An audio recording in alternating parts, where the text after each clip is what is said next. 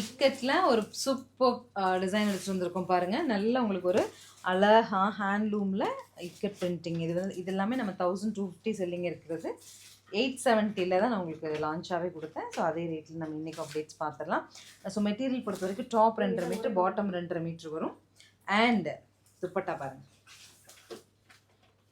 நல்ல சூப்பர் துப்பட்டா, ரிச்சாக இருக்குங்க. 870 மாதிரி தெரியாது. ஆடினால நம்ம 870 வாங்கிக்கிறோம். கலர்ஸ் அப்டேட் பண்ணுற ஒரு பீஸ் தான் இருக்குது. பார்த்துட்டு பிடிச்சா உடனே புக் பண்ணிடுறோம்.